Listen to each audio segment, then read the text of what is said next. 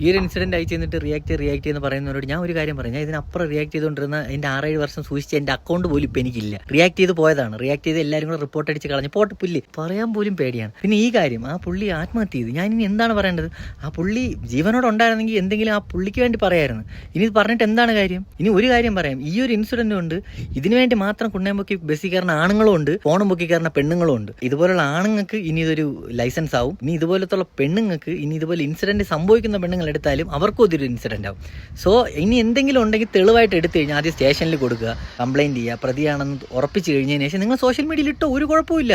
ദൈവത്തോർത്ത് അറിഞ്ഞോ അറിയാതെയോ ഇപ്പോൾ ഓപ്പോസിറ്റ് ഇരിക്കുന്ന ആളുടെ എന്ത് മാനസികസ്ഥയിലാണ് നിൽക്കണമെന്ന് പറഞ്ഞോട്, എന്ത് സിറ്റുവേഷനിലാണ് നിൽക്കണമെന്ന് പറഞ്ഞോട്, സോ എന്തെങ്കിലും ഉണ്ടെങ്കിൽ തെളിഞ്ഞതിന് ശേഷം ഇട്ടോ. ഇനി ഇതിനെതിരെ പറഞ്ഞിട്ട് ഒരു കാര്യമില്ല. കാരണം ഒരു ആവശ്യമില്ലാത്ത പരിഗണനയാണ് സ്ത്രീകൾക്ക് വെറുതെ നമ്മുടെ നിയമം കൊടുക്കുന്നത്. അതിപ്പം 18 വയസ്സിന് താഴെയാണെങ്കിലും ശരി, 18 വയസ്സിന് ശേഷമാണെങ്കിലും ശരി, എന്തിനു കൊടുക്കുന്നത്? ഇതിന്റെ ഒരു ആവശ്യമില്ല. ഇതിനെതിരെ നമ്മുടെ നാട്ടിൽ ഒരു പറഞ്ഞില്ലെങ്കിൽ എനിക്ക് മനസ്സമാനം കിട്ടും. ഒരു ഊമ്പിയ മെൻസ് അസോസിയേഷൻ ഉണ്ട്, ആദ്യം അതിനെ അടിച്ച് പൊട്ടിച്ച് തളച്ച് അമ്മമാരെ പറഞ്ഞു വിടുക. അതേപോലെ ഇവിടെ ഒരു ഫെമിനിസ്റ്റ് സംഘമുണ്ട്, എല്ലാ മൈരത്തികളെയും പിടിച്ച് ആളെ പൊട്ടും കീറി ഇറക്കി വിടുക. ഇത് ചെയ്യാതെ കേരളം നന്നാവില്ല. ഇൻസ്റ്റാഗ്രാമിൽ ഫോളോവേഴ്സിന് വേണ്ടി ഇങ്ങനെ നടക്കുന്ന പെണ്ണുങ്ങളെടുത്ത് ഞാൻ ഒരു കാര്യം പറയാം, വീട്ടിൽ പോയി തേങ്ങയൊക്കെ ചെറിയ വല്ല 2 അക്ഷരം കുക്ക് ചെയ്യാനൊക്കെ പഠിക്കും. ഇൻസ്റ്റ അല്ല ജീവിതം.